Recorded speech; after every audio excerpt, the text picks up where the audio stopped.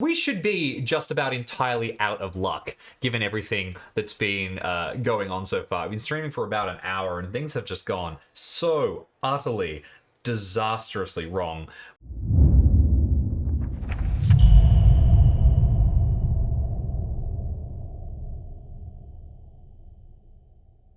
Hello, everybody. My apologies for that brief interruption, and welcome to the Stream of Chaos. My name is James, and today, sadly, I am alone. The Stream of Chaos is currently preparing our next grand adventure, and in the meantime, I will be taking everybody through a brief solo scenario called Alone Against the Frost. The Alone series are a collection of solitaire adventures for Call of Cthulhu, where one person can be the keeper, the player, and fulfill all the roles of your standard Call of Cthulhu game. You might have already seen me play through Alone Against the Flames and Alone Against the Dark. If you haven't, you can catch up with those videos on the Call of Cthulhu, the Chaosium YouTube channel. Today, we are playing Alone Against the Frost. I have not looked at this scenario before, so this is a blind playthrough for me, and we will be speeding through the adventure, doing everything we can to survive in Canada's wilds. Thank you for joining me here, and let's get ready to jump in. So, I've prepared Alone Against the Frost, and I have specifically prepared all of the character features, but we still have a couple of choices that we can make. Unlike Alone Against the Dark, in which you have a bit more control over the details of your character, in Alone Against the Frost, you play as one and one character only, although you do have a team of other investigators that are assisting you. These are students who are accompanying your character on their expedition.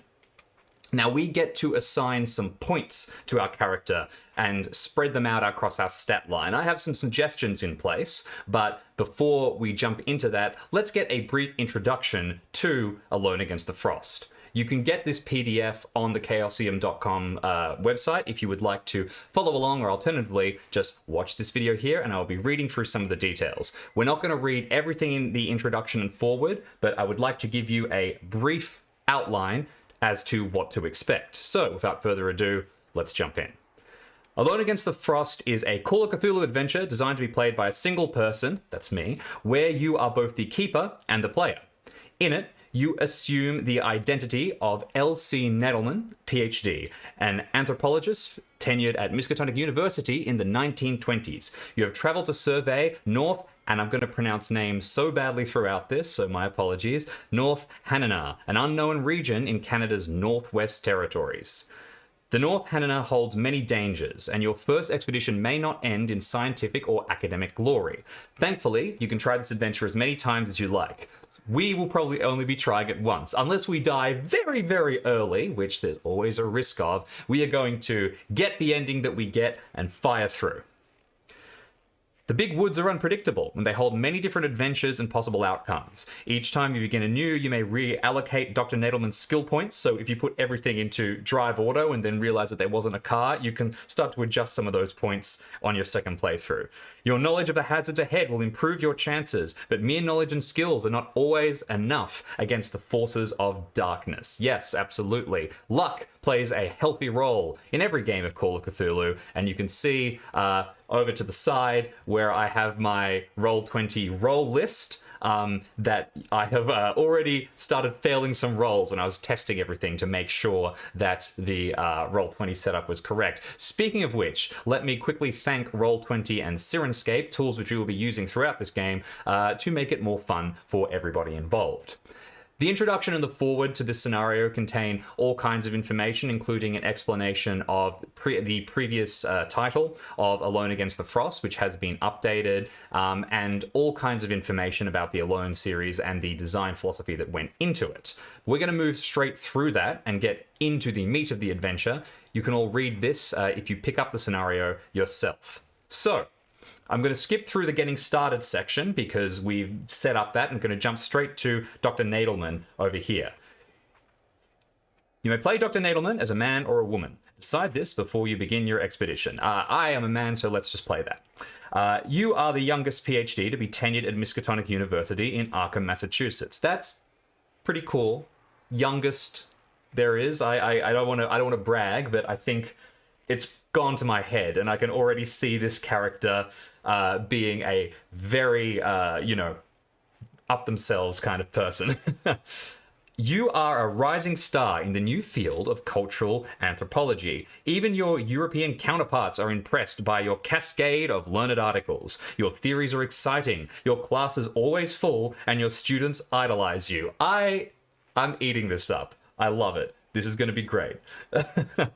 Previous expeditions on your resume have been sensational enough to draw the favorable attention of the press to the university in general, and to the Department of Anthropology in particular. Rumors abound about large private endowments for your specialty. Your department head and collegiate administration often invite you to dinner. Dr. Nadelman's investigator sheet can be found on page 110. We have that prepared here in our Roll20 view, which I will jump across to just a second. We will be assigning some points here very shortly. These we have some professional skills that we can choose from when we start to assign these 360 points. So anthropology, history, library use, natural world, other language, own language, psychology, and persuade. Our character must have at least 75 in anthropology. We also have 180 points of personal interest skill points to spend. We can allocate these as we like, but for field work, we might want to consider firearms, rifle, shotgun, navigate, pilot boat, and survival woodland. I have noticed that a lot of the students that are also on the expedition appear to have some of those skills as well. So I think that we should have at least a couple of them. Here's a good compromise, I think. We have 360 points. I'm going to take at least some basic skills that I think are important from this list here. I'm going to decide where to allocate 300 of them, and then I will take whatever suggestion, whatever it may be, for the last 60. So jumping across to my Roll20 view, I'm going to assign the beginning of these points across. Begin to move through them.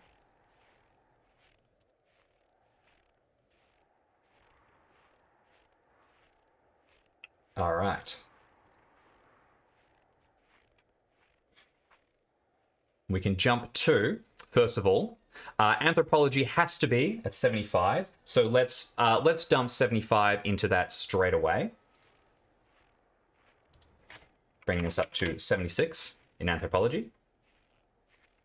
Beyond that, I think that natural world is going to be another really, really useful skill to have. So let's dump another 75 into natural world just to bring us to 150 even.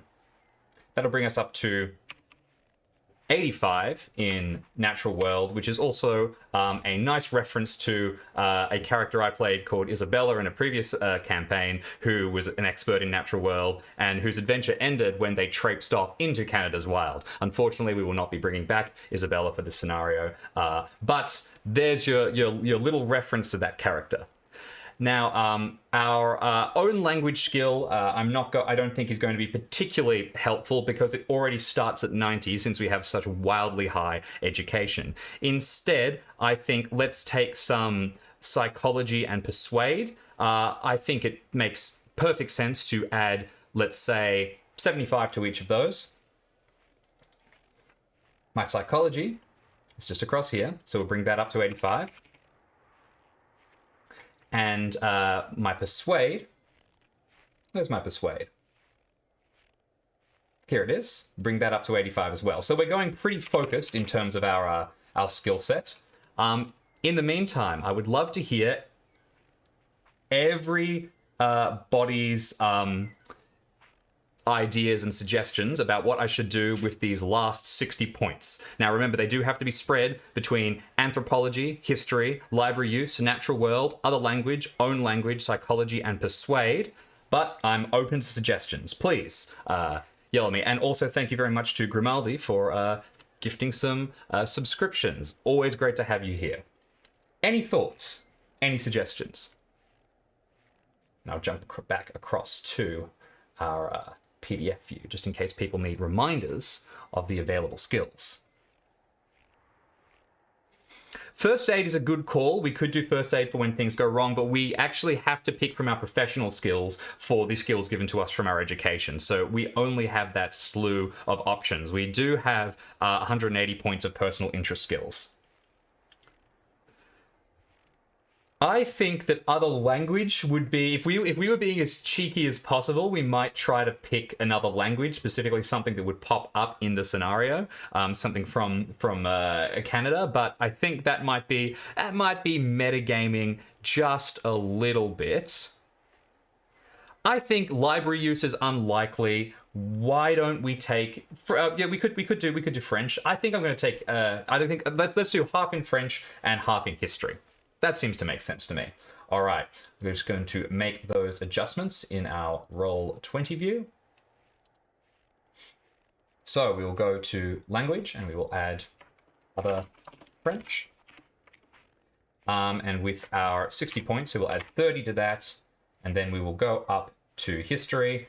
We'll bring that up to 30, 35. We now have 180 points of personal skills to add, and we can put these anywhere where we want because we're just that impressive. These are our hobbies. And 180 is pretty damn good because we have a very high intelligence, so we get a bunch of personal skills. I'm going to demand immediately that we put 50 in survival and that we put 50 in navigate. But if anybody has suggestions with the last 80, please go wild. Hit me in chat and I'll put it through. In the meantime, I'm going to be bringing my navigate up to 60, and I am going to be adding a survival skill, woodlands, and bringing that to 50.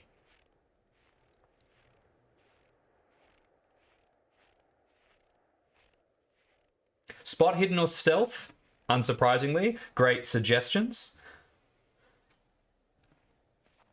I'm not sure. Artillery was so useful in all of the other Alone series. No, it wasn't. It was absolutely terrible to have. But no, yeah, I think let's go with spot hidden and stealth. That seems pretty sensible. So why don't we put 40 into both of those, bringing our spot hidden up to 65 and our stealth up to 60.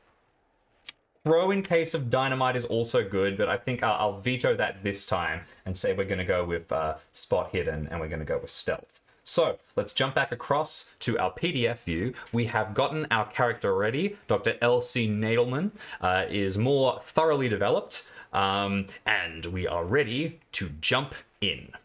So, player companions. The Nadelman expedition is a party of 5. You have the help of Charlie Foxtail, a local guide, along with Bernard Epstein, Sylvia Davidson, and Norman Faulkner, your graduate students from the university. Their investigator sheets can be found on pages 112 to 120, or in our case, in Roll20. If you need to make a skill roll, one of your companions is present and awake, you may choose to have them make the roll instead. For example, Charlie has an excellent score in Listen. As long as Charlie is able to help, you may roll on her skill instead of Nadelman's. You may only attempt the skill roll once, however, so we can't use our luck and we can't use our, we can't push the rolls, I presume that means. Although it might just mean that we can't have one person listen and we can't have, and then immediately attempt the same roll with a different character. I'm going to assume both, just to make things a little more difficult. It's just occurred to me that we don't have any pilot boat, so if we need to sail away somewhere, we're going to be in a lot of trouble. Should combat arise, your companions may help you. Allot damage on your side as evenly as possible. Dr. Nadelman may elect to take extra damage to protect the students. Dr. Nadelman will not.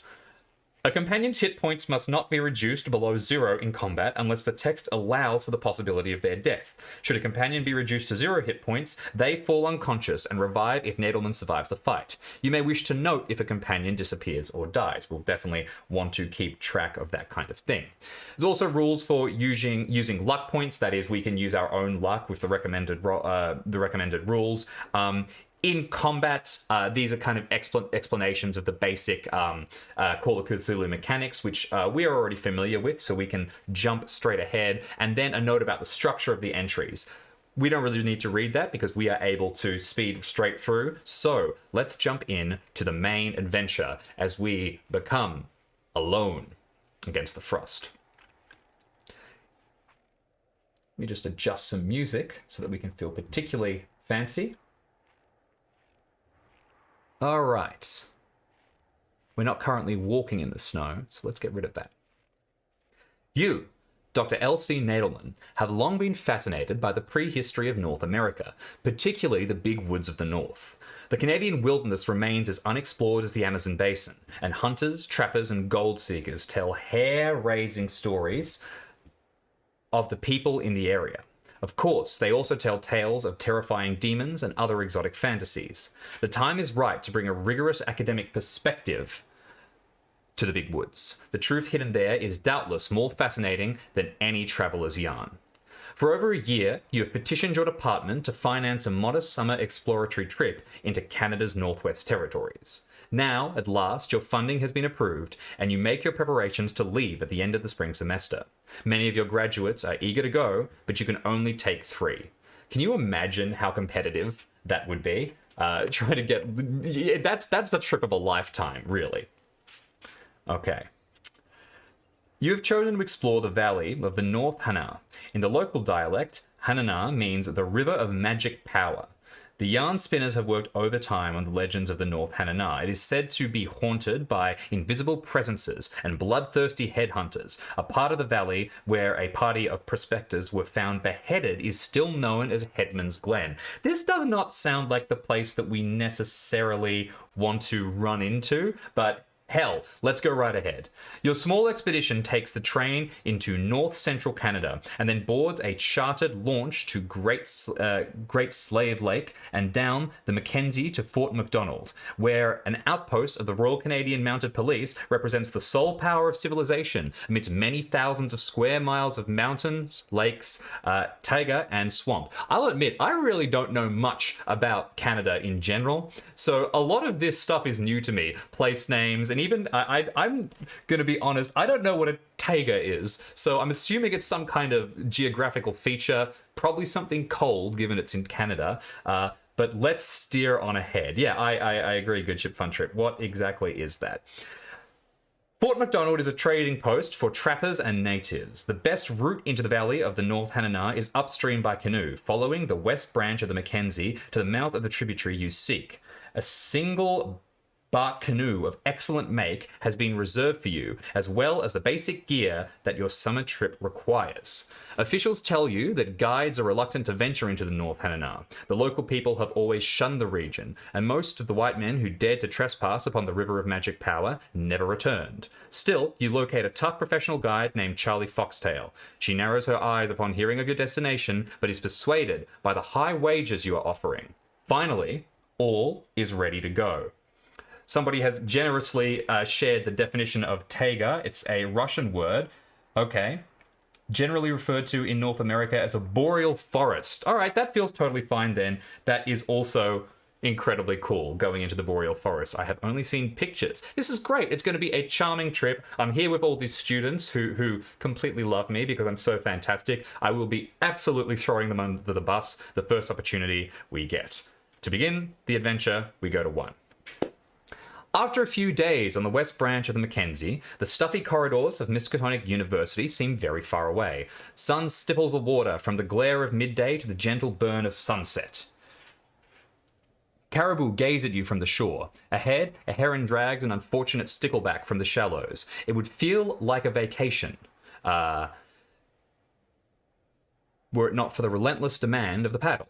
Each day makes the students more adept at keeping time with you and Charlie. Your supply of gasoline is limited, so you run the outboard motor as seldom as possible. Sun and wind grant Bernard the outdoor complexion he desires.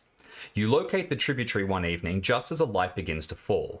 Next day, you launch into the North Hanana. The Ram Mountains loom in the distance through a heat haze. At this latitude, the summer nights are so short that darkness gives the waterways no time to cool.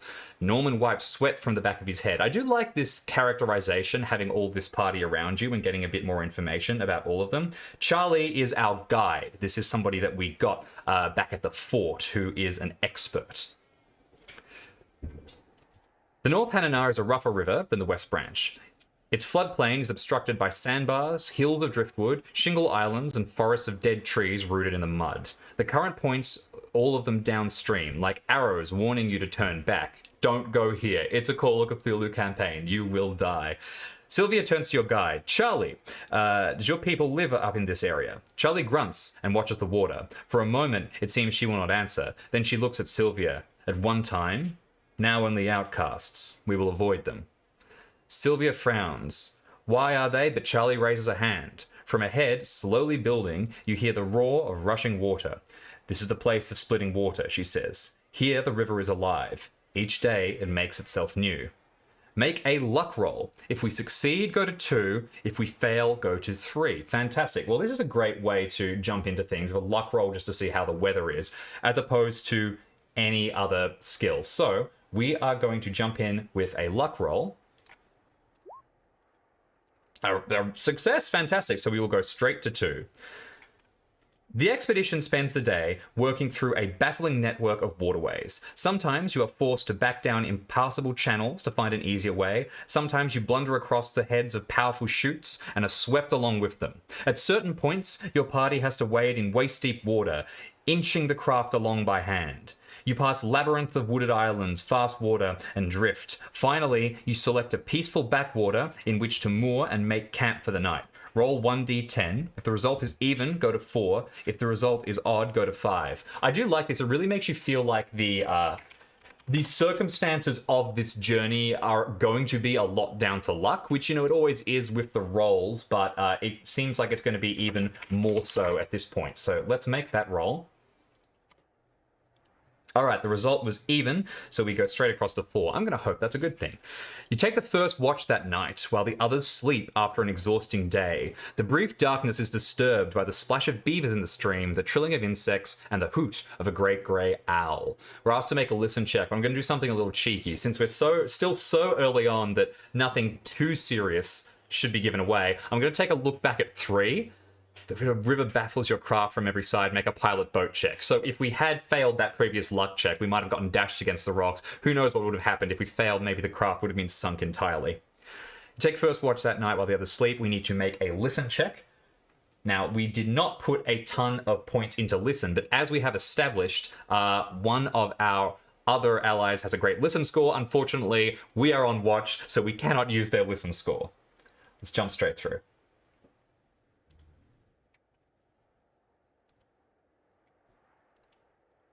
Okay, we hear absolutely nothing. If we fail, go to 8. You hear nothing to disturb your watch. At midnight, you yawn and cross the tiny circle of firelight to where Bernard Epstein sleeps, whispering to him to wake up. When the student makes no sound, you probe the shadows with the toe of your boot. You feel only sandy soil beneath the empty blankets. Oh, we've missed someone running away. Okay, that sounds like it was a pretty important role. Oh, great. Concerned, you repeat Bernard's name louder. The other members of your party scramble out of their bedrolls, bleary and asking questions. Be silent, barks Charlie. She takes a brand from the campfire and holds it aloft, passing it over the ground surrounding Bernard's blankets. She pauses. The brand trembles in her brown, leathery fist. Even your amateur eye can spot the marks impressed into the earth. You ask Charlie if they are the tracks of a raccoon. Not a raccoon, the guide whispers in an odd tone. She says no more. Can you convince her to open up? Usually it takes a little bit for things to go terribly, catastrophically, horrifically wrong. But now they've gone wrong very, very quickly. Fortunately, we have a ton of points in Persuade, so this should go totally and utterly fine. Let's make a Persuade check. Okay, success. We're going to go across to 14. Your gentle persistence breaks down Charlie's reserve. I'm going to pronounce this very wrong. Pukwugis, she murmurs. The little ones of the night. They do bad magic, turn invisible, walk through stone. Once my father saw a Pukwugi, the night a child vanished from our village. Around the cabin were tracks like these. Charlie trails off, staring into the past. It seems best to call for action. You instruct the party to fetch weapons, stay together, and begin a search for Bernard. Charlie snaps back to the present.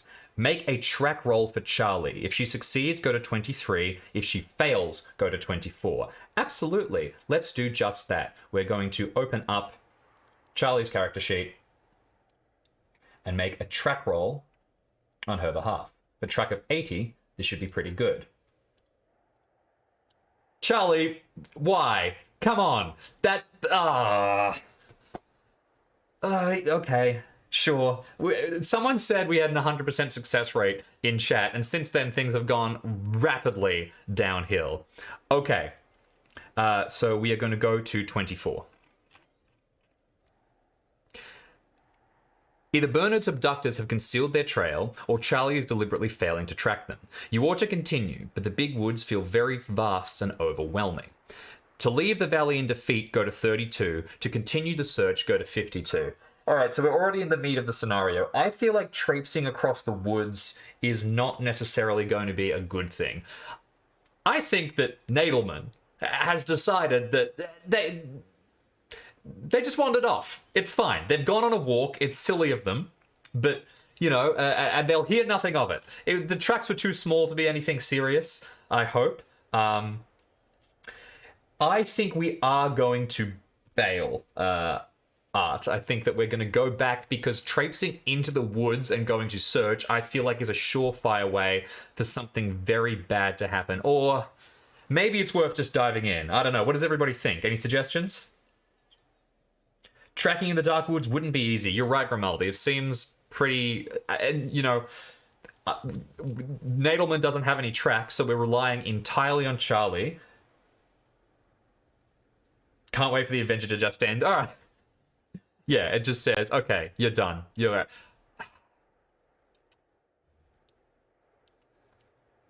Yeah, we're going to leave the valley in defeat. We're going to save our victories for when they are needed. So we're going to go straight up to 32. Charlie works the motor, and the rest of your group pitch in with paddles. You spend a peaceful first day returning downriver. Oh, we're actually going. I thought it was like go back to camp. No, okay, so... All right. Well,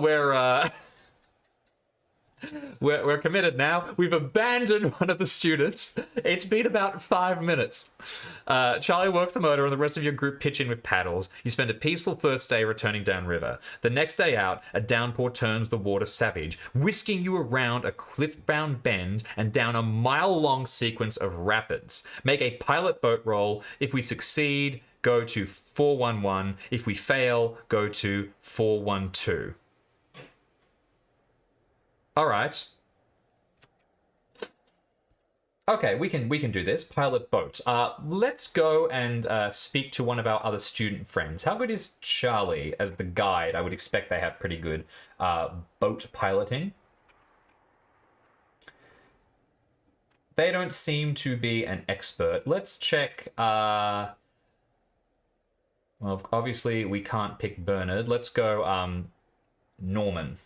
Norman, how's your boat piloting? You've got a 40 in boat.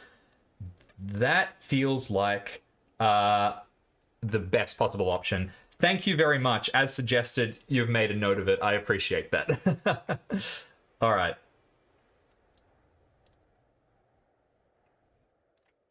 An extreme success, thank God. We're not fantastic at boating, so that was really, really lucky. Our luck is turning. We were correct to leave. Make a pilot boat roll. If you succeed, go to 411. If you fail, go to 412. So let's jump straight across to there. Boop, boop. There we go. Your party's boating skills pull you through without mishap. Make a luck roll. If we succeed, go to 513. If we fail, go to 34. Okay, so, you know, clearly there's some... Any time we get on the river, things are going to get particularly difficult. That is good to know. Let's make that luck roll. We still haven't burnt a lot of luck, which is very useful. So let's go 3, 2, 1, luck roll. All right. And you can't luck that down, obviously, because you'll just end up chasing yourself into the middle of oblivion. So we're going to go back to 32. Down here. So specifically we should have gone to 34, shouldn't have we? My mistake. Why are we at the end of the book? Because we finished. We abandoned the kid, and now there's no hope for us. We're all doomed. Having some slight Adobe trouble. Your party makes good progress, but then more trouble strikes as the craft rakes a sharp submerged object. The river spurts through a gash in the bottom. Your party manages to get the supplies and the wreck to shore. You take the opportunity to chow down on squirrel stew. Suddenly you hear a rattle among the iron utensils. You and the others stare at the vessel, shuddering, spinning around on the flat boulder which they sit, tipping and bouncing to the ground. An earthquake, Norman ventures. You shake your head. The water is untroubled in the stream and the trees are still. On a branch you take the compass out of your pocket. The needle is gyrating so wildly you fear it will break. A magnetic disturbance, Sylvia suggests. Ithwaken. Charlie's fingers grip the earth. The great Windwalker is near. She looks ready to desert you. How have things gone so disastrously wrong so quickly? Ithwaka being the great old one, Ithwaka. Good God, that was a turn and a half. We were meant to go to 34. This is just disastrous. Okay, we should have kept searching. This is our punishment for trying to run away. Oh dear, let me have a sip of water while I adjust my energy. Let me get serious. All right, make a psychoanalysis roll. Our psychoanalysis skill is 1. Surprise, surprise, we failed. I am tempted to burn 25 points of luck into it, but I don't think we're meant to. Oh, God. All right, we failed our psychoanalysis roll. If we fail, go to 411. We've failed. We go to 411. Oh, I have completely gotten myself turned around, haven't I? All right, let's go back to 34. Apologies, everybody, while I backtrack my progress. Such is the way with solo adventures. You always need to keep a thumb in the book somewhere so that you can dart around. All right. Okay, there we go. If we make a psychoanalysis roll, if we succeed, go to 62. If we fail, go to 61. It was telling us 411 is where we were before. Okay, thank you very much. That's an excellent feature. Psychoanalysis roll, if you succeed, go to 62. Fail, go to 61. So we're going straight to 61. No, Charlie screams. The great Windwalker comes. She grabs her rifle and levers it at you and the graduate students. Eyes wild, she backs towards the river. White men never understand, she spits. Go then. Go with the Windwalker. She runs to the ruined canoe, takes her personal pack, and dashes into the forest. So you failed to track, then you pointed a gun at us and abandoned us. You are not very helpful. We are down 2 members of the expedition. It's been about 10 minutes. You shout after her, appealing to her professionalism, but she does not return. Well, there is an elder god, so, you know, out of character, she's entirely right to run. I would be running, screaming in the other direction, but Nadelman's very grumpy. This is gonna go disastrously wrong. To do your best to calm the frightened students, go to 95. Norman finally speaks. What will we do now, Professor? Sylvia, her face lit by flickering flames, looks at you like a hopeful orphan. Charlie is gone, but of course, you cannot abandon Bernard while there is a chance of finding him alive. At that moment, a clear cry rings from above. You look to the sky. My feet, my flaming feet, my heart. The plaintive call cuts off abruptly, and you hear something heavy crashing down through the treetops, breaking branches as it plummets. You tell the others to get their guns. You stand over the fire, a nervous finger on your trigger. Hours pass. Finally, a twig snaps, then another. Unhurried, something steps from the brush. Okay. Yeah, 0 to 100, absolutely, chat. I agree. We're people are dropping like flies. To shout at the first sight of the figure, go to 138. To let it come closer, go to 101. We are going to shout at it because we're a little on edge at the minute. I think that is the only reasonable option. Let's jump to 138. You open fire. Oh, shoot at. Okay, we're not going to shoot. Sorry. Allow me to backtrack that little adventure as we leap back to calming the students. I misread that. We are going to allow them to come closer. We want to have at least some conversation with them. Just yell loudly at the top of our lungs. 101. You drop the gun, overwhelmed by how close you came to utter disaster. Bernard takes a couple of oddly balanced steps forward. So, oh, it's Bernard! Something about his stride is weird. Is he limping? You glance down at his feet. They are hidden beneath a shapeless wrapping of rags from his shirt and jacket. Nagged by irrational doubts, but trying to be logical, you urge him over to the fire. Bernard, is that really you? Sylvia's voice quavers. The figure chortles, his voice broken. Something inside you cringes as he walks to the fire. His skin is sallow. His features hang slack on a skull. For a moment, you imagine something bestial is peering out through the holes of a human mask. Intellectually, you want to accept this person as Bernard. Emotionally, you are not so sure. Now we can leave. We should have perhaps shot it. But I will note that there is...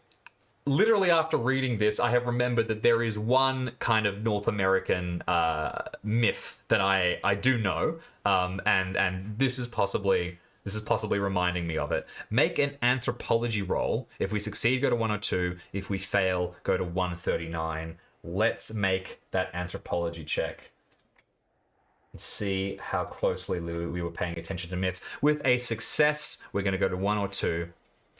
No matter what this thing looks like, it cannot be Bernard Epstein. Whether it is his mortal shell possessed, you do not know, but you now remember that you have heard about those chosen by Ithwakani. Such a thing must be destroyed. But you, a rational academic, cannot think such thoughts. Surely you are unhinged to even consider them. Go to 177. So we're just going to have them in the party with us. It's going to be fine. They'll help us. We can kind of run now, I think, if we want. Or I mean, we're not going to continue the expedition after such disasters, are we? The students will not understand your action, but you are the expedition leader, and their survival is your responsibility. We need to roll a d6. Is this us deciding whether we randomly open fire? Rolled a d6 and we've gotten a result of 2. So with 1 to 4, we need to go back to 106.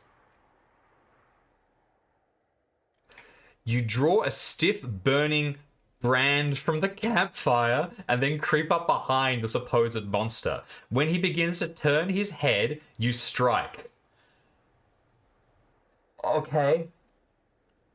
Oh dear. This is now we're the crazy one as we begin to attack people. Thank you very much for the gift subscription, Second Thief. Great to have you here. Yeah, we're just assaulting some students because we kind of feel like they might maybe be a monster.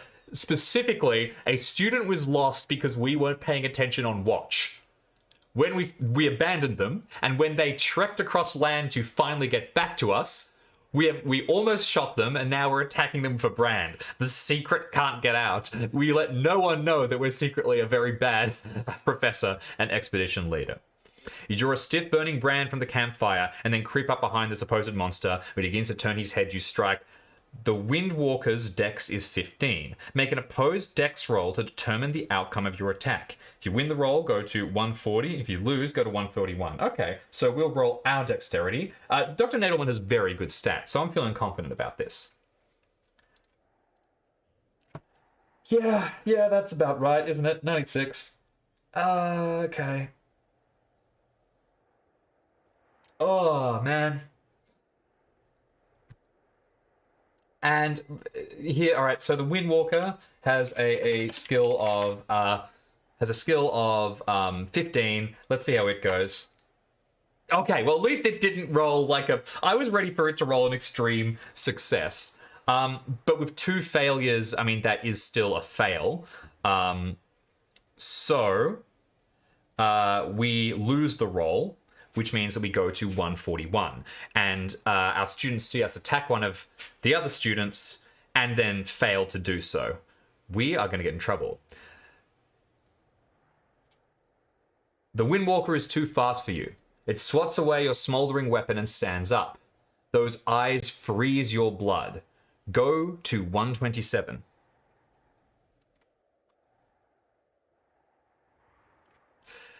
The face before you deforms into that of a fiend incarnate.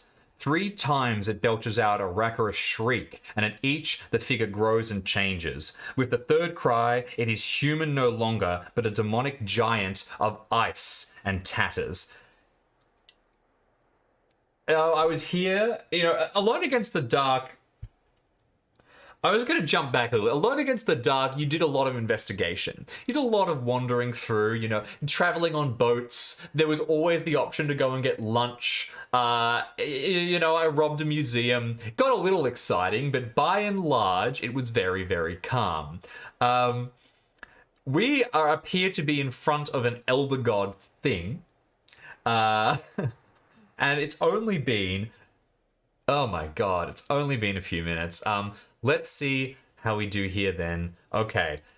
To attempt to fight the creature, go to 184. To attempt to flee, go to 187. We are going to run. We are not going to fight this thing. We do not have a nuke, so we can't nuke it from orbit, as has been suggested by chat. Instead, we are going to run screaming as fast as we can away. All right.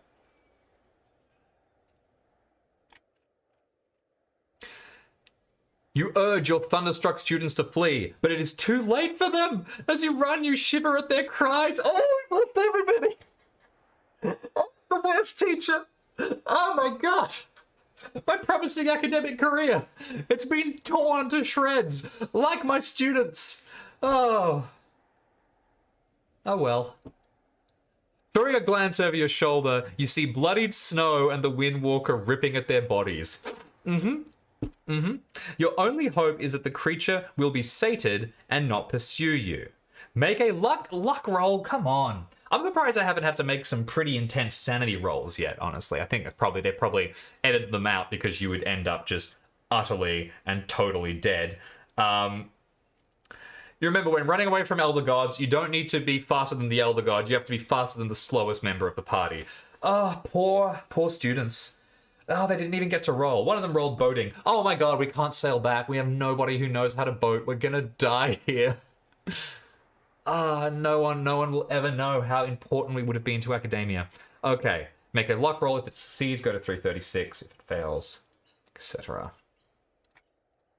An extreme success. Cool, that's what we needed. We needed that right then. 336.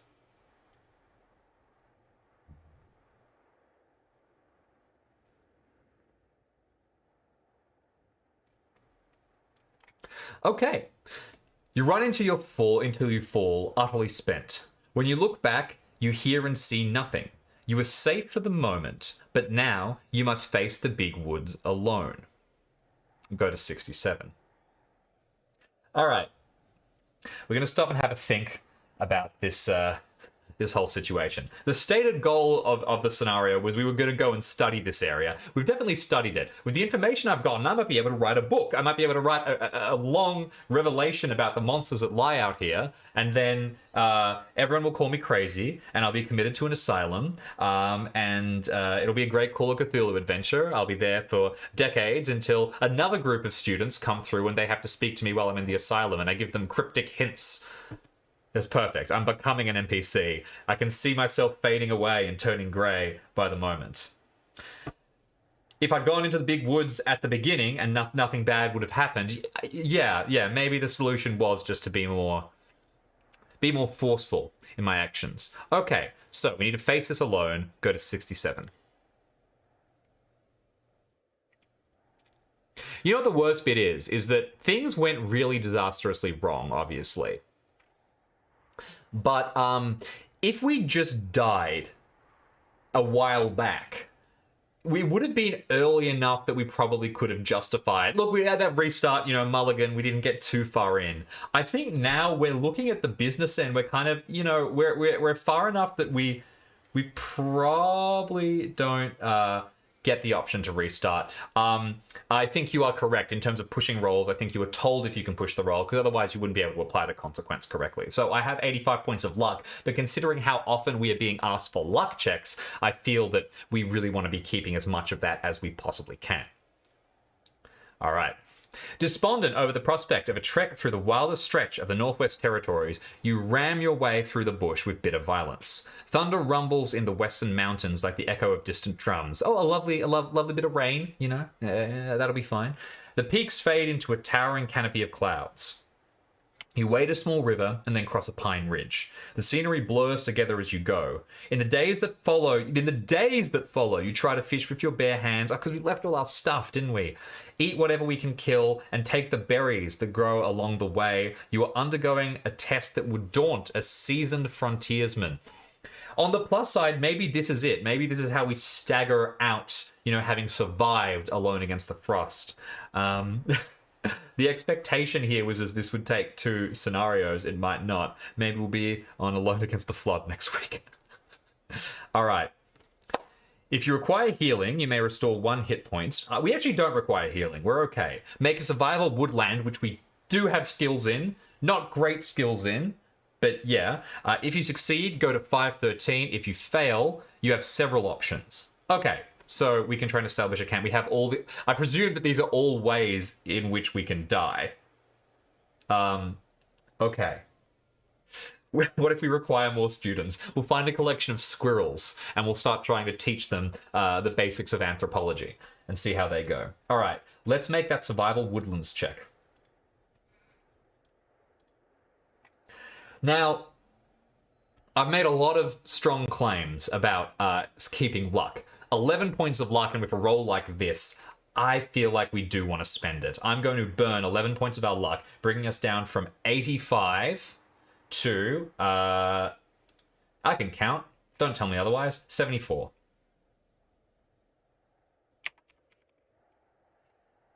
I'm naming one of the squirrels Good Ship Fun Trip. They will be the first to die. All right. If we succeed, go to 513. That feels like right at the end of the book. Oh, no, it's not even close. We go well into the 600s.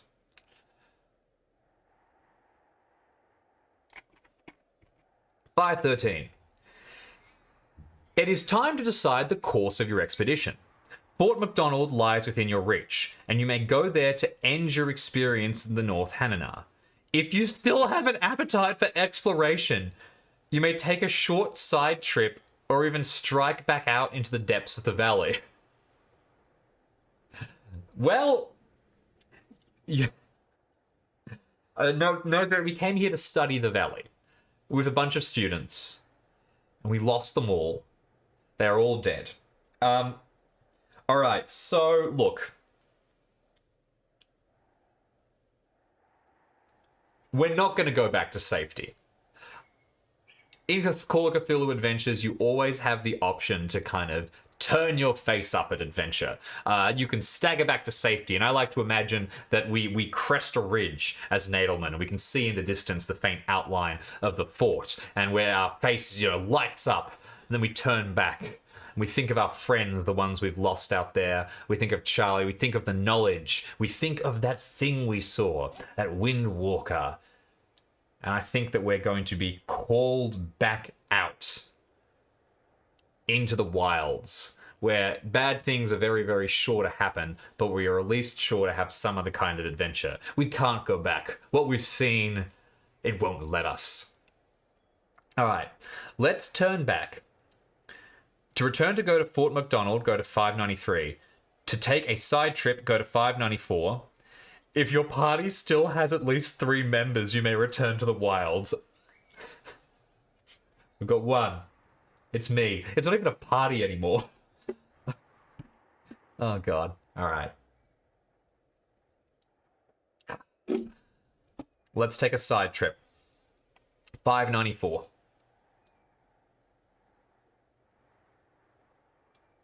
Yeah, I'm not even going to be able to get a community college position in Anchorage after this. Maybe if I go away from the snow. Maybe if I go down into Texas or something. Of course, you must return to Fort McDonald, but there is time for one last side trip in the hope of learning a little more about the North Hanana Valley. If you still have all your companions, if you have all 3 graduates with you, if you have no, if you have 2, if you have, if you are alone... Oh, wow. So presumably there was a way we could have gotten to this position without having everybody die. All these varieties of options to see how well we do. And the answer is just terribly. 597. I thought we were going so well when we didn't crash the boat. We weren't. Despite the risks and your weakened condition, you diverge from the direct route to Fort McDonald, determined to explore as much of the valley as possible before you quit. We're going to come back to the university. What happened to the students? Well, they all died, but I did veer off the path, and I managed to chart that there's like a bunch of bears here, and here's my notebook that's been bitten. I'm going to need hospital fees because the bears mauled me. Promote me, please. It is so clearly saying you're an idiot for going back. To strike deep into the forest, go to 501. To hug the tree line, go to 594. To explore the rocky environs, go to 427. Stick to the river, make a luck roll. If you succeed, go to 126. If you fail, go to 129. Yeah, look, at this stage, we've lost everything. We need something. We need something to show for this. We are going to delve deep into the forest and go to 501. You trudge on alone, so it knows we're alone. Weary, hungry, footsore, you are blind to the bleak splendor of the lonely, remote forest through which you pass. You sense your insignificance against the merciless, tangled wilderness. Make a listen roll. Okay, we don't have much skill in listen. Listen is what killed us, basically, because we failed that last check.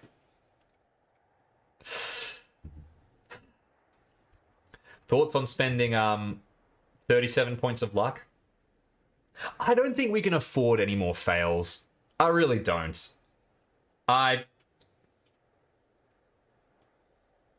Yeah, we're going to spend some luck. 37 points of it specifically.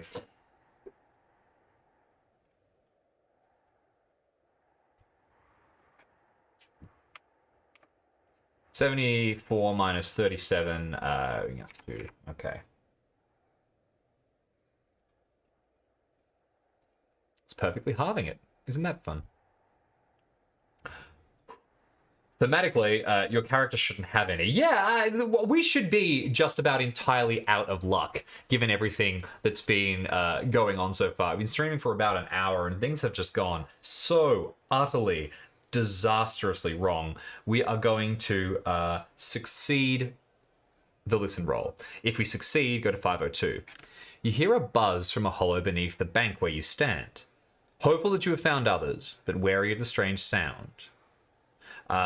You creep to the edge of the bank and peer through a fringe of scraggly junipers. Make a sanity roll. All right. If you fail, lose 1d6 sanity, then go to... let's make that sanity roll. We've got pretty good sanity. Surely it can't be so bad. What is Nadelman? Come on, dude. All right.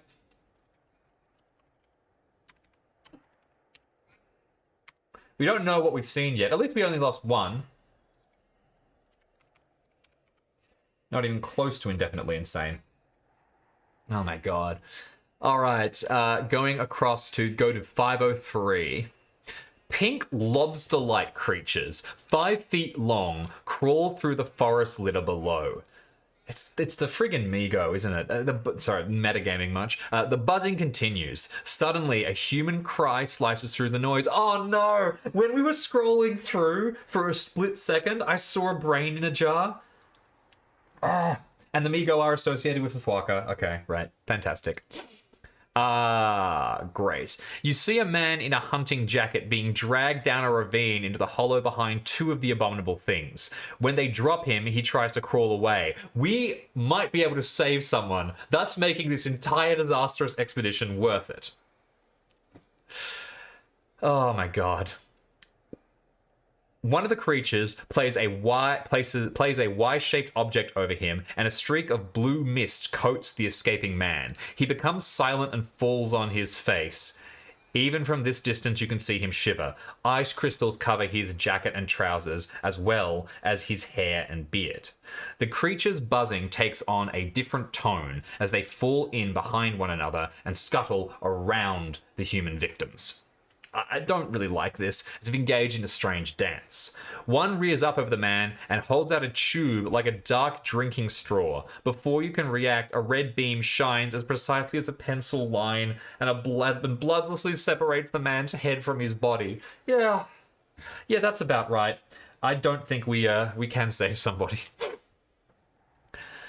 You jam a fist against your mouth to keep quiet. The dance ceases and another creature passes a large capsule to the surgeon, who gathers the head up with its forward limbs. It manipulates the head and then holds the now encapsulated prize up for its fellow to behold. So far you have suppressed your horror, but when the severed head's eyes change their expression, when the jaws move, it is too much to endure. We gain 3 points of Cthulhu Mythos. We make a sanity roll. All right. 3 points of Cthulhu Mythos, though. Whew. One for each student we lost.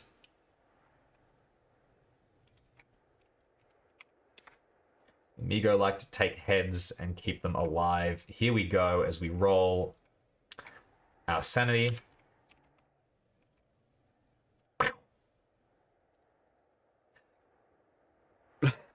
A critical success. Now, mechanically, when you roll a critical success on a sanity, you get to star an additional item from your backstory. When you star an item in your backstory, that means that the keeper can't take it from you without, trying to make a roll of some kind. You get a chance to defend it, and you can also spend time with it to try and restore sanity. So I think that with this sanity check, we're going to star one of the students. Gone too soon. Unfortunately, they are dead. All right. If we fail, lose 1d6 sanity, then go to 503. Oh, no, I have read the wrong thing. Make a sanity roll. If we fail, lose 1d6 sanity, go to 504. Trembling, you crawl away from this vantage point to hell. Make a stealth roll. If we succeed, so we can't do anything. We did put points in stealth. Thank you very much to Art for suggesting that. Hey, okay. A success. That's good. With a success, we're going to go to 505. Sickened by what you saw, you flee into the heavy undergrowth and keep on going until you're far, far away from the cursed hollow. When your strength fails, you lie down and stare into the sky. There can only be one explanation. Your experience within this valley have been creations of your imagination. Perhaps you have breathed in some strange spore, or a natural hallucinogen has leached into the water supply. The thought brings you an odd peace, and you surrender to oblivion. Go to 161.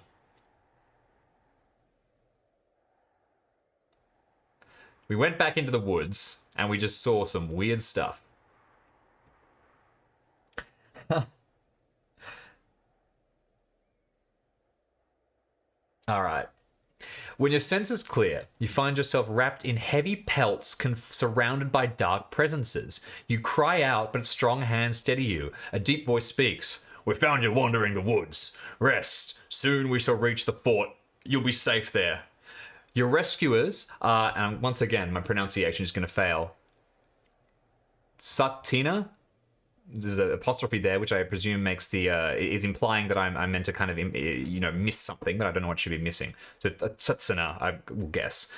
You lie in the bottom of a canoe while they paddle downstream. You rest quietly, too weak to ask questions. As they promise, you eventually reach Fort McDonald.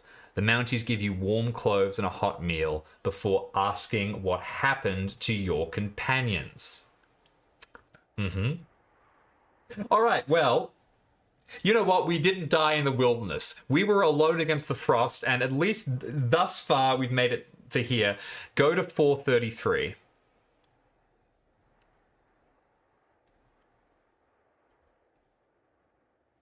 Some good pictures in here.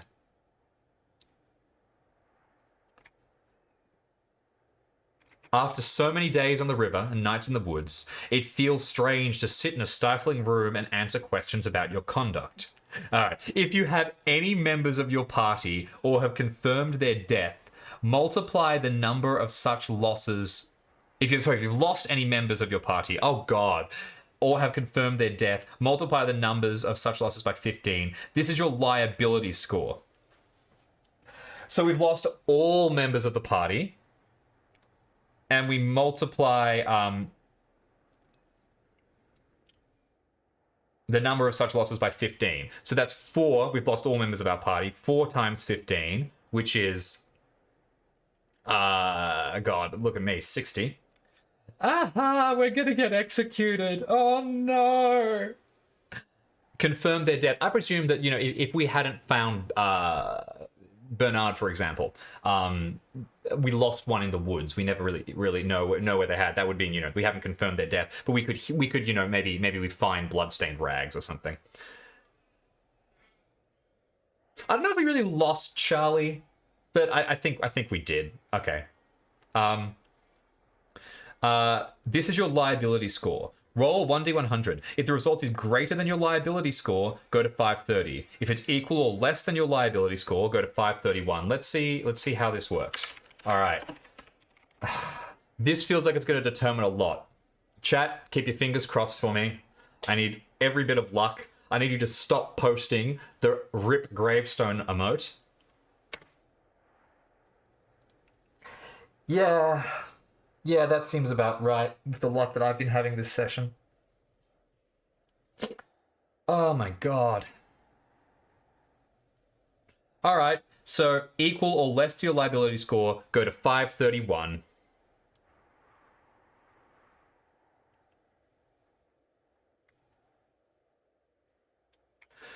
When the report of your party's misfortunes is analysed by the Canadian authorities, they take you into custody and bring formal charges against you. They seem uninterested in any evidence of your discoveries. Go to 538. Your trial lasts weeks, during which every field decision you make is questioned. It's almost a relief when you are convicted of gross negligence and contributory manslaughter. You are incarcerated in a Canadian penitentiary where you become withdrawn and isolated, staring from your cell at a distant woodland. A year later, you become eligible for parole, and the committee looks favourably on your conduct. Once you are free to leave Canada, you return to a ruined career in the USA. You have lost your position at the Miskatonic University. The evidence you brought back from your expedition has been neglected during your confinement. All the most important pieces have been lost or ruined. That's good because we didn't have any evidence, so that's fine. Nevertheless, you attempt to publish your findings. Your article only draws sensational press attacks, characterizing you as a moral cretin willing to sacrifice human life for scientific glory. You vanish from public notice with the dawning of the Great Depression. The Nadelman expedition is over. We have reached the end. Wow. Oh, God. Innsmouth High is out now, chat. Absolutely. We can't get a job anywhere.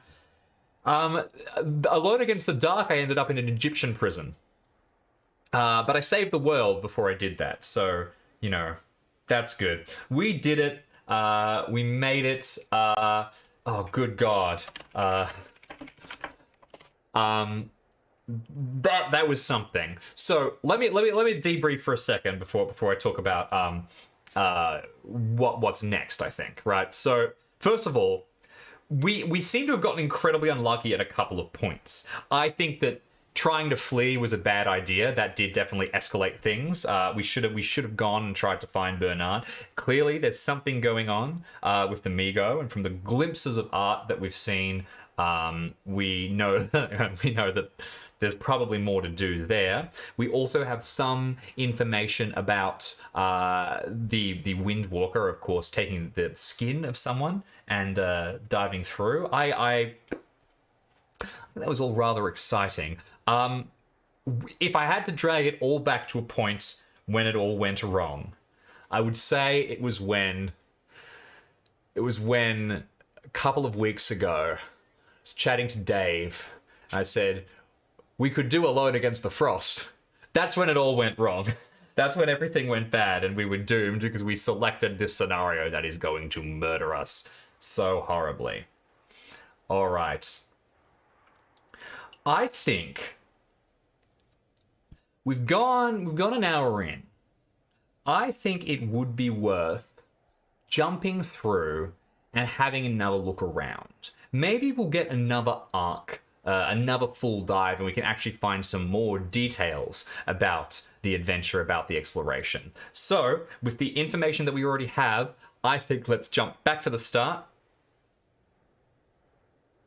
we know which path we're not taking.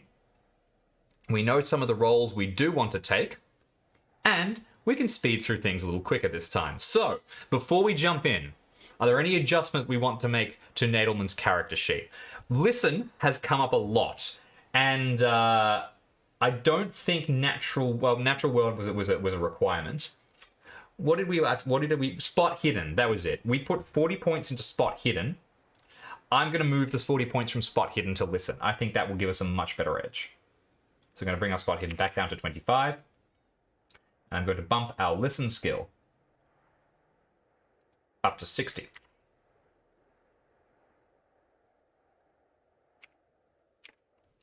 Oh, fantastic. Good Ship Fun Trip has saved all of our previous rolls, so we know exactly what has happened. That is going to be really, really useful.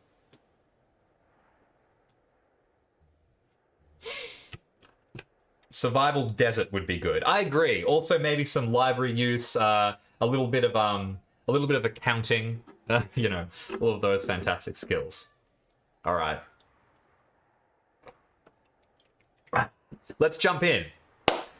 It's a few days on the West Branch of the Mackenzie, the stuffy corridors of Miskatonic University. We have read through this already. We are moving downriver. We know what is happening. Once again, we will make our luck roll, but I'm going to bump our luck back up. It resets, of course, because I say so. Here we go. Once again, we're lucky on the boat. We go to 2. We spend a day walking through the baffling network of waterways. We're forced to back down impossible channels, etc., etc. Labyrinths of wooded islands. We now roll this 1d10 again. So many potential random outcomes. We also know that you get in real trouble if you lose people. So we're going to do everything we can not to lose anybody. It's like that movie Groundhog Day. All right, the result is odd, so we go to 5. Your first night along the North Hanada passes without mishap.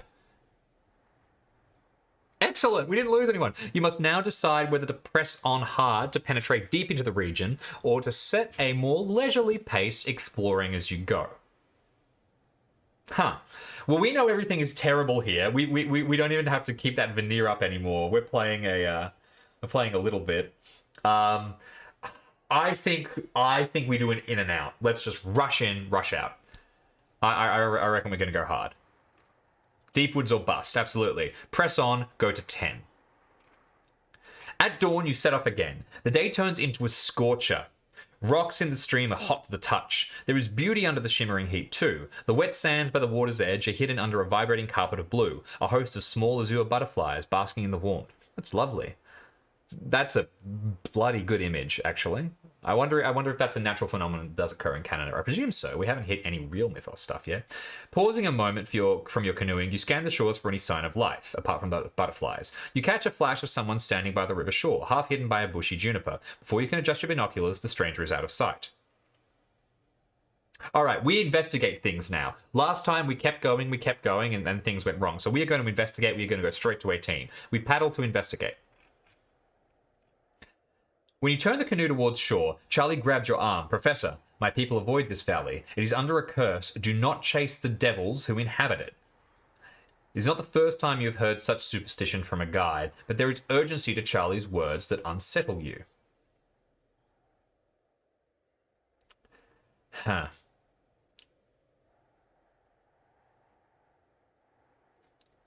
Okay. Totally different already, you're right. So there really are a lot of options that can occur.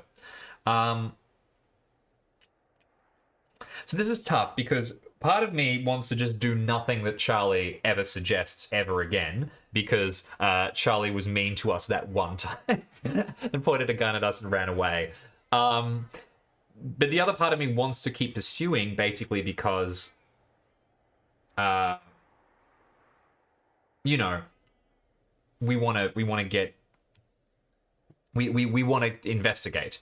I'll tell you what, we are penetrating into the deep woods currently, and we'd have to follow this valley in kind of an opposite direction. So I am going to listen to Charlie. I'm going to follow her advice. I'm going to go to 20.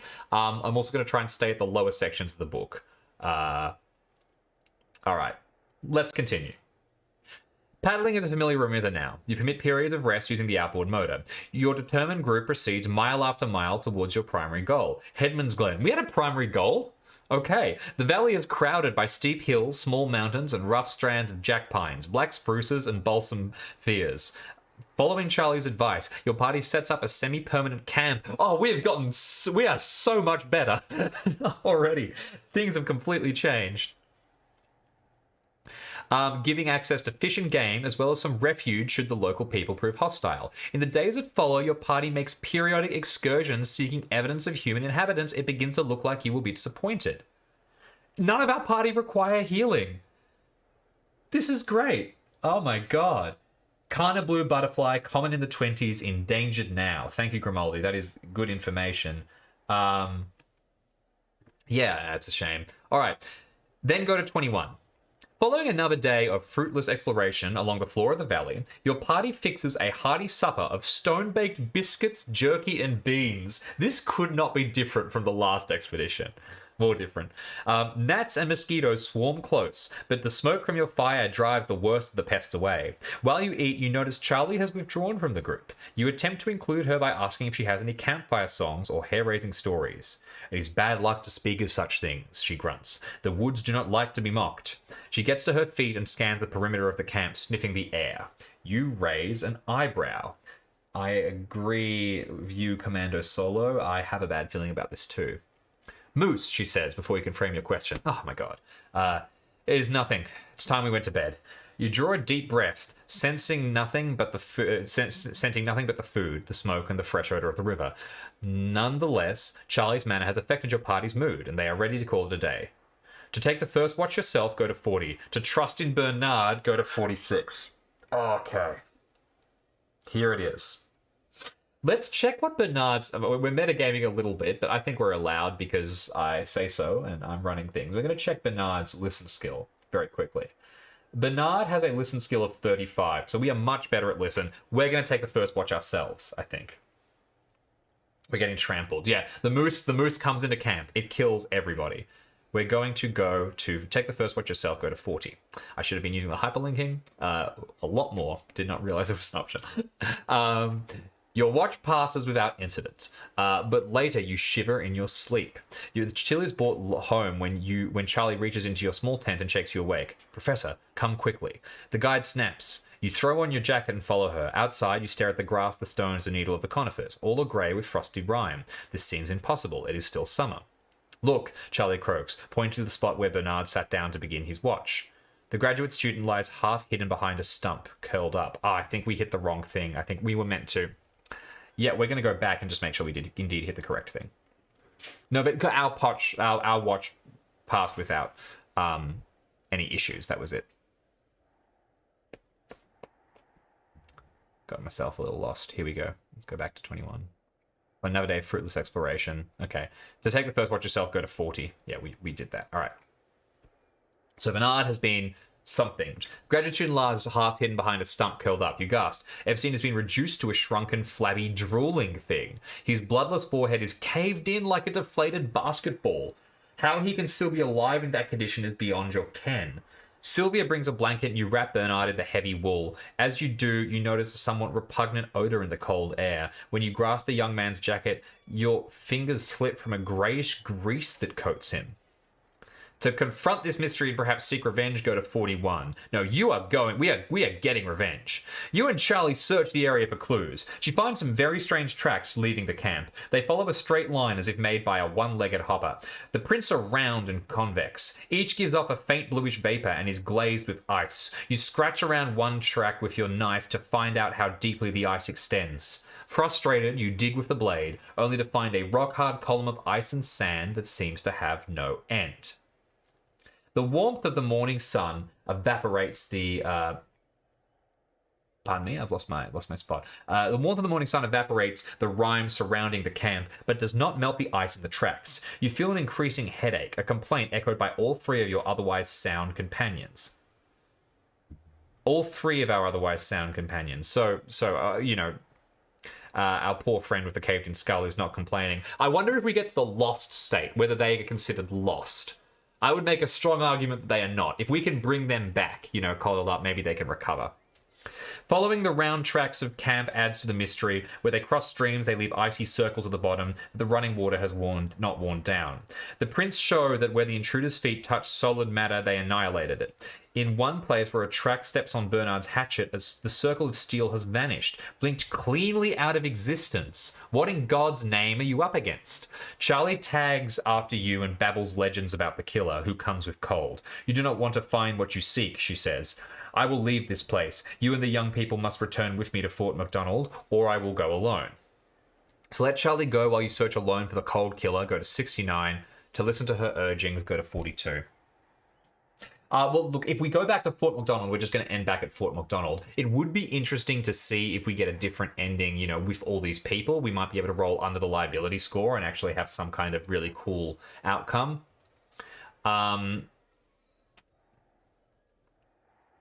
It's worth a thought. What does chat think? What do you think? Do we want to delve deeper, try and get into another fight with Athwaka and see if that goes any better this time? No man left behind. Well, that's we no. So that means go with. That means go with Charlie, right? Because no one's left behind. We're not trying to find anybody. We're just dragging somebody very hurt with us.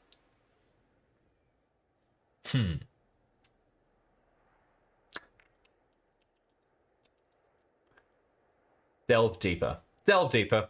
Romali's made the call. We're going to delve deeper. Charlie, get out of here. You were never any help anyway. Go to 69. Nice.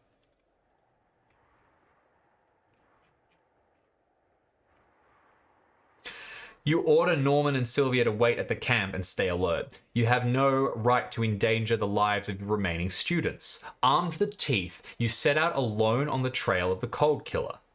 That feels stupid.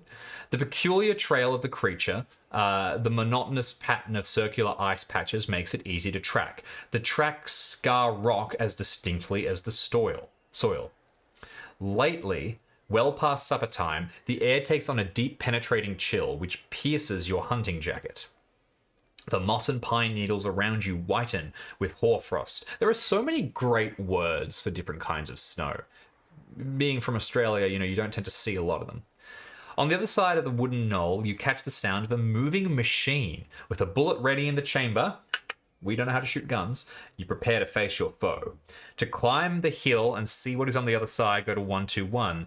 To lose your nerve and retreat the way you came, go to 122. Oh, which will we do? I wonder. 121. Gritting your teeth and stealing your heart, you sink to your hands and knees and crawl to the top of the rifle like a forest lynx. You peer over the top and see the thing that has attacked Bernard. We make a sanity roll. If we fail, we lose 1d6 sanity. I am going to bump our sanity back up to its starting value. That is a failure, so we're going to lose 1d6. 4. Not great. We are not temporarily insane though, which is nice. Then go to 166. Chickening out isn't fun. Keep going.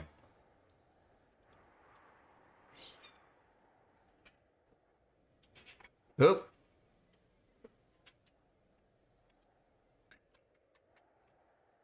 I hit the wrong bloody thing, I think.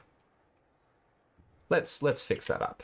Apologies, everybody. Let's go back to 121 and retrack from there. All right. Then go to 166. No, so yeah, 166. You gaze down upon alien horror. A monster belched by cosmic accident from a dimension of nightmare. Somehow your sanity holds and you are able to study it.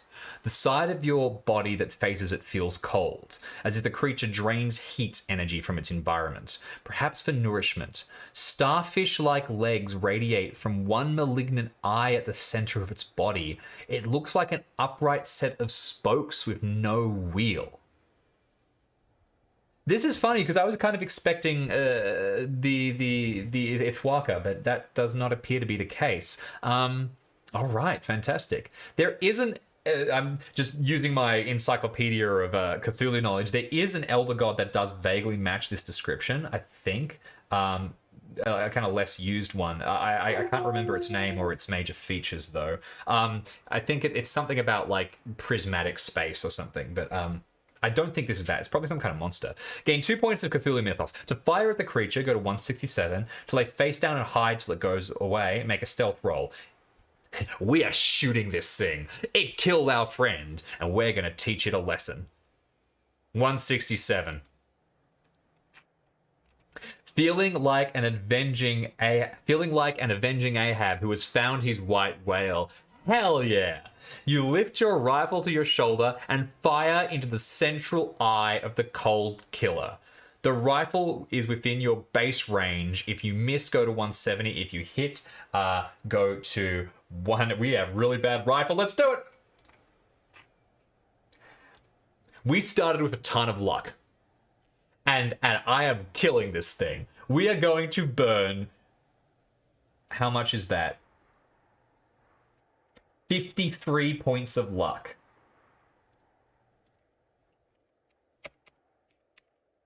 53 points of luck. We are going to hit and go to 168. The creature trembles under the impact of the bullet. However, you see no trace of a wound. Perhaps you were rash to believe that an entity whose touch annihilates matter could be harmed by a lead projectile. Nonetheless, you seem to have startled it, and it rolls away into the woods. That's an almost comical way of moving. Gain 1d6 sanity. Alright, well, we shot it. Put it a lesson. 3. Okay. We're back at 79. Totally worth it. And go to 171. Glad to have escaped the cold killer, you rejoin your comrades in camp. Go to 649.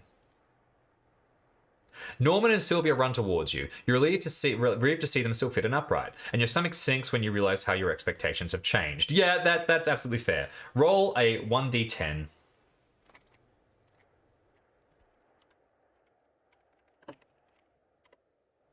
The result is odd. Even go to 650. The result is odd. Go to 463. This feels like we're going back into the middle of the book, which I'm not a fan of. 463. It is impossible for Bernard to walk in his condition.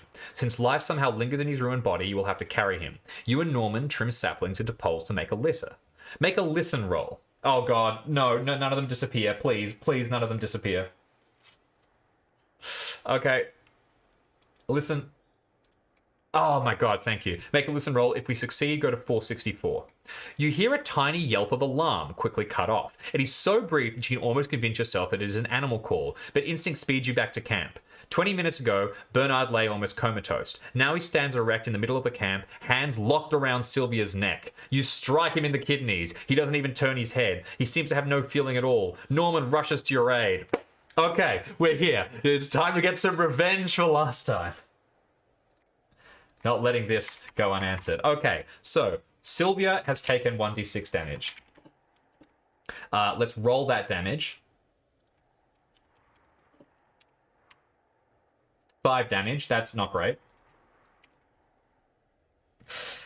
Okay, Bernard is just the worst, isn't he? Really just not a great person all round. 20 minutes ago, Bernard lay almost comatose. He's attacking. Bernard has inflicted 1d damage on Sylvia. To rip him away, you must win an opposed strength roll. Norman's assistant grants you a bonus die. You may try repeatedly, but each time you fail... Okay, it's a saver in time. All right, so let's go with that. So what is Bernard's strength? Because if we have... I think our strength is 65. So Norman's assistant. So first of all, let's check Norman's strength, because Norman might be able to actually make the strength check for us, as we are allowed to do. Norman has less strength than us. Bernard's strength is 55. Okay, so this is good. So let's roll for Bernard first. If I get an extreme success on this, I'm gonna... No, a failure. Okay, fantastic. So then on us, we need to get just a success and we're fine, and we have a bonus die.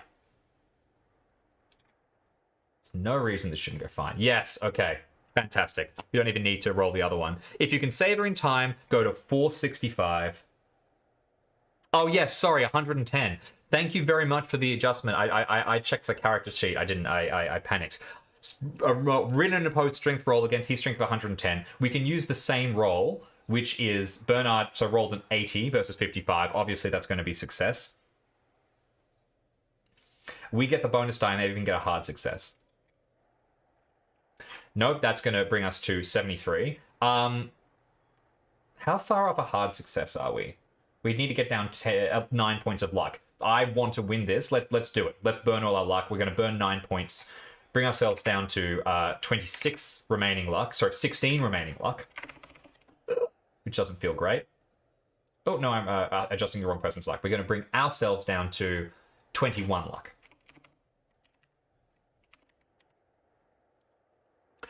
Which means that we will succeed. Savor in time, go to 465. You break Bernard's grip and throw him to the ground, while Norman seizes Sylvia. You brace for a renewed attack, but instead the mutilated student leaps to his feet and with startling haste dashes for the river. You hesitate, torn between firing at him, following him, or checking on Sylvia. At the water's edge, Bernard jumps in head first and does not emerge. You go to Sylvia and Norman, her lips are blue. Attempt a first aid roll. So, how's Norman's first aid? Norman's first aid is 35. We'll just make sure that Sylvia herself doesn't have like amazing first aid. Technically, she's around. No, she's got 30. So let's have Norman make a first aid roll. That's a failure. So we do not get to restore any additional hit points. And we go to 324. I think we have found enough now to kind of go back to the fort. If such an option is presented to us, I reckon we take it. 324, just a little below. You and the two students travel over trackless woods on short rations. From day to day, the air cools as the short summer declines into the rugged subarctic autumn. I don't know why we have short rations. We have everything. If any of your party require healing, they may restore 1 hit point each. So Sylvia is going to restore a hit point. That's good. She'd almost be back at full health if we'd made that D3 check and roll well. To follow the river, go to 470. To scale a ridge, go to 469. It keeps telling us to follow the river, so I have a vague feeling that it ends in a bad location, especially since the monster jumped into it. Considering following the river is probably a bad decision, I reckon we should follow the river. What does everyone think? Thoughts? Art says river equals luck. That might be right. We're being followed. Yeah, possibly. All right, scale a ridge. Let's scale a ridge. You know, I think our students are pretty good climbers, so let's do that. To the river? All right, everyone's saying river? Okay, river, let's do it. 470.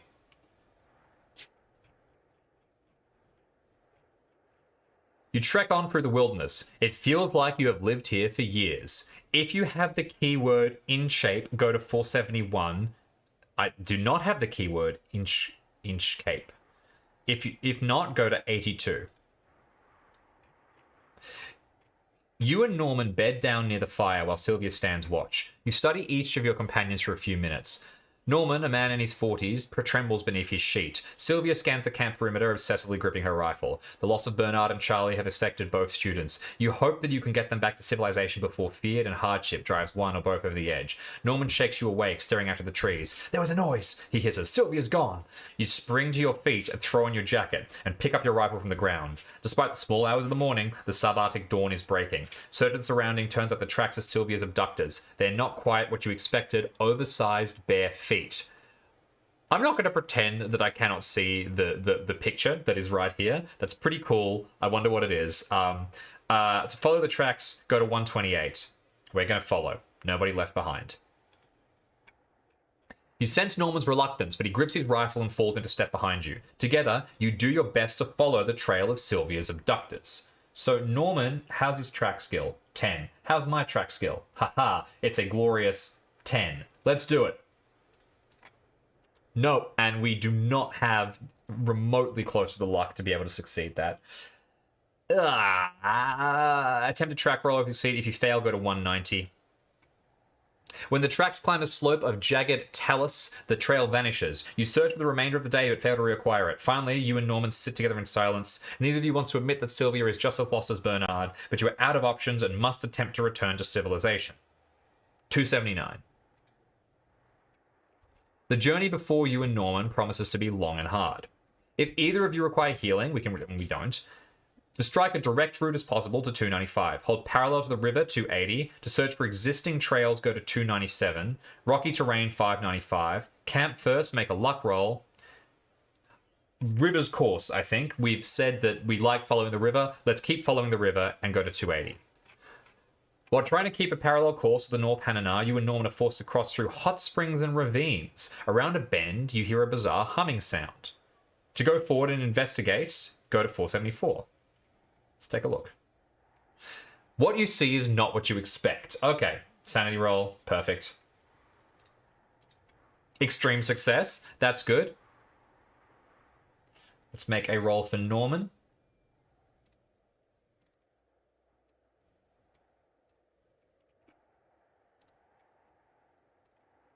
Okay, we are really sane at this stage. Either of you fail, lose 1d6 sanity, go to 475. Neither of you fail, go to 477. We were going to go to 477. It's just down here. Neither of you cry out. Perhaps you're too astonished to do so. A short distance up ahead, a band of bizarre creatures toil, using machines held in delicate claws to suck up mineral deposits precipitated on the rocks. These entities resemble pink 5-foot-high crustaceans infested with fungoid growths. They surely could not have originated on this planet. Gain 2 points of Cthulhu Mythos. We are getting good at Cthulhu Mythos by now. To stand up and greet them in a friendly manner, go to 478. No. To walk away unobserved, go to 480. To open fire on them, go to 479. I've got what I want to do. What's everyone's thoughts? Anyone got a suggestion?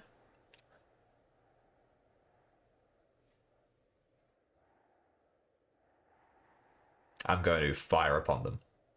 Let's do it. Okay. 479. Each of you grab a with a rifle, starts firing at the alien creatures. One of them grabs a twisted silvery device and points it at you. A beam strikes the rock you crouch behind. Ice crystals form before your eyes, coating the surface of the rock. Fragments shatter with a loud crack. You hit that alien in the midriff and it falls. We gain another point of Cthulhu Mythos. Roll for rifle attack. If we can hit twice more in the next 4 shots, you may drive off the other aliens before they can get to their weapons. Okay, so... Oh my god, Norman! Norman has 50! Yes, alright, Norman opens fire. Extreme success. Norman will open fire again. Failure. Alright. I have to fire at least one. I think that's only fair. So we're going to make a rifle shot. That's a crit. That's a crit on our lousy rifle skill. Bam, bam, bam, bam. We've already hit 2. We are firing, breaking these things down. Boom. 381. Finally, the fight is over. You go to check the bodies and find them to be pink fungoid creatures of great size. From the way they fought, they must have been intelligent indeed, rather. Your scientific excitement rises. What specimens they will make. Unfortunately, a strange deterioration sets into the bodies. By midday, there is nothing left of them but slime. Oh my god, the grey slime that was on the on our student who was injured. Okay. We gain a d6 of sanity. We go to 513. I wish we could take the frost guns. A bolt of... Oh, sorry, that's the wrong one. It is time to decide the course of your expedition. Okay. Fort McDonald lies within your reach, and you may go there to end your experience in the North Hanana. If you still have an appetite for exploration, you may take a short side trip or even strike back out into the depths of the valley.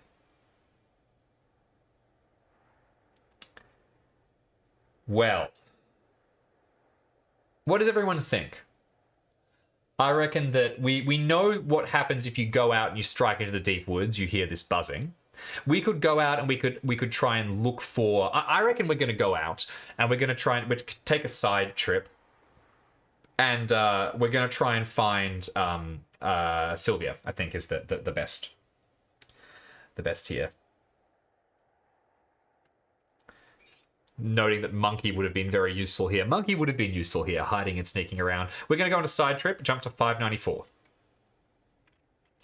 Of course, you must return to Fort McDonald's, but there is time for one last side trip in the hopes of learning a little more about the North Hanana Valley. We have one companion, so we're going to go to 279. The journey before you and Norman promises... Oh, so if you've got one left, they know it's Norman. That's interesting. Promises to be long and hard. Either require healing, we do not.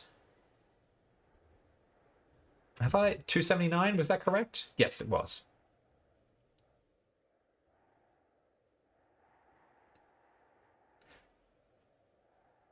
This is interesting. This is one that we've already been to. So I guess it could lead us to a like we could be traveling and we could come across that same group, I guess, or like an alternate group. So I guess let's hold a different.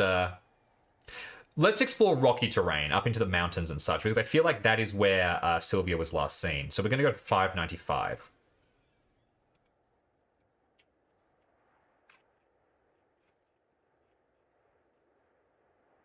Oh.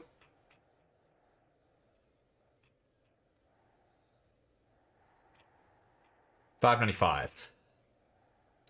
After a hard day's trek, alert for the dangers and oddities of the valley, you and Norman withdraw for a night under a granite overhang and light a fire of twigs and pine needles. Okay, I'm very quickly going to just jump back to make sure that we did the right thing going to 279, because it was slightly, like, just to make sure that we haven't missed something. Oops. 279. Yep. So, okay, we are in the right place. So we explore the rocky terrain. We go to 595.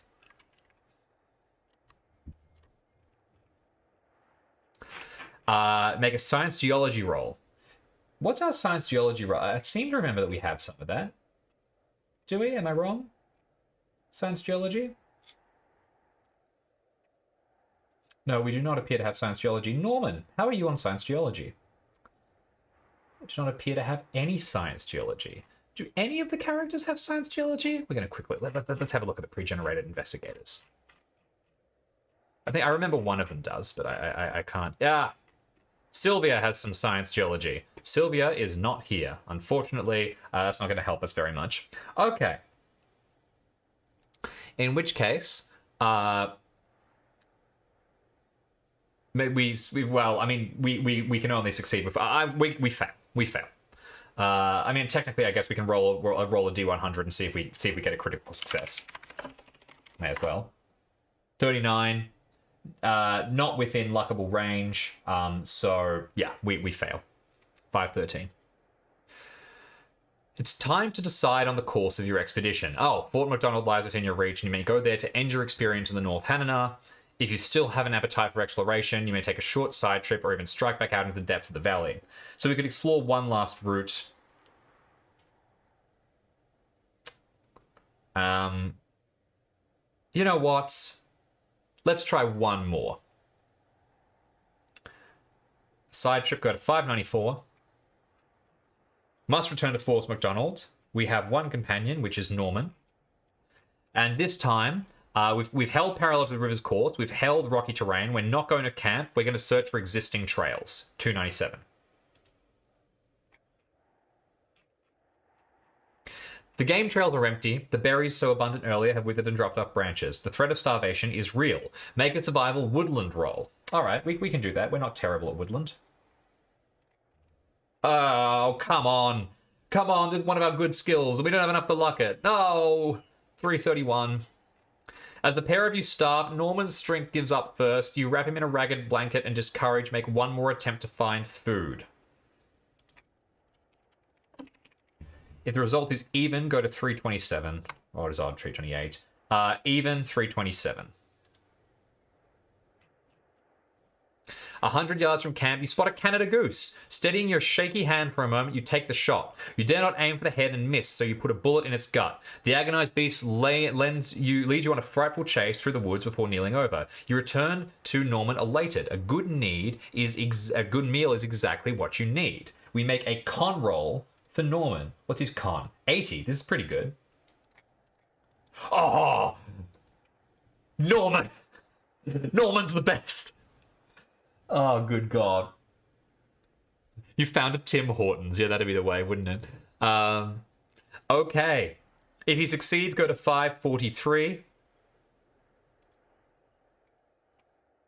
With the improvised food, Norman rallies. A few hours later, he climbs to his feet and squints at you. It was a mistake to choose anthropology, Professor. You should have been in the restaurant business. Oh, you. We high five.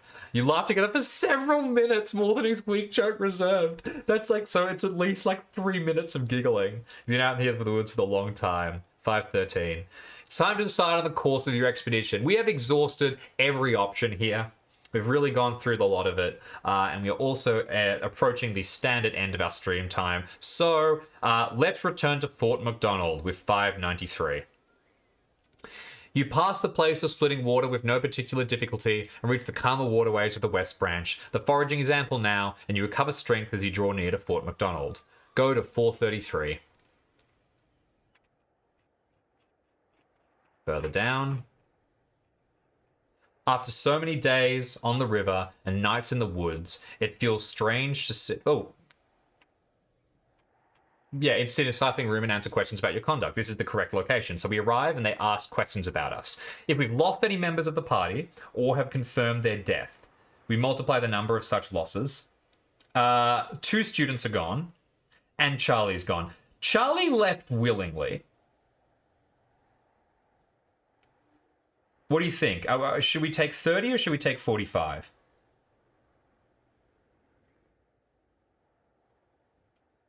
Charlie is not confirmed dead. Yeah, I reckon so. We've done all right. Roll 1d100. Okay, here we go. This is the big one. Are we getting arrested again? We've done it. We've done it. The greater than our liability score, we go to 530. When your reports of your party's misfortune is analysed by the Canadian authorities, they absolve you of any wrongdoing or neglect. 529. You must decide what to announce as the primary result of your exploration in the Valley of the North Hanana. The other discoveries can wait. If you have either the keyword charcoal, the keyword resonate, or both, go to 545. If you have the keyword inchcape, go to 431. This is cool. If you have more than one of these, you can choose to review before making your choice. We have none of these keywords, so we go to 430. Even before arriving back in Arkham, you know your lack of hard evidence will undermine your credibility. If your party has lost any of the graduate students, go to 83. The verdict of the Canadian authorities counts in your favour, but the parents of your students are up in arms and force a thorough review of your case. They impute that you are an incompetent crank willing to risk innocent lives to pursue off-the-wall theories. Your standing in the scientific community is imperiled. You stand in your record. Make an anthropology roll. Oh, yes. Here we go. That's a success by 2. Go to 418. The Board of Inquiry that's a great picture. The Board of Inquiry dismisses a charge against you. You settle back in the academic community. Go to 33.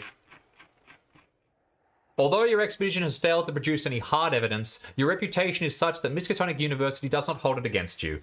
However, as the Great Depression sets in, you find it more difficult to find new projects. The bizarre stories you have to tell of the North Hanana are greeted with enthusiasm by the sensationalist press, but skepticism by your colleagues. As things go, your career managed to survive your Hanana experience. The Nadelman expedition is over. The end. That was remarkably better.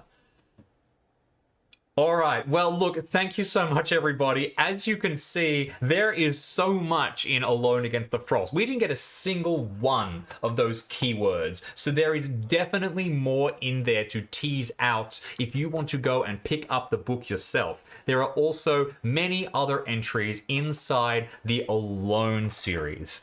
Thank you so much for joining me today. The Stream of Chaos will be back next week with some more exciting content. I'd like to thank Sirenscape, and I'd like to thank Roll20, which we've used throughout the game, and I'd also like to thank Dave, who has been assisting with production behind the scenes, as well as all of the audience and all the cast for jumping in. Great to see you all, and we will be back again next week. Go pick that book up at chaosium.com. It's a lot of fun. We'll see you later.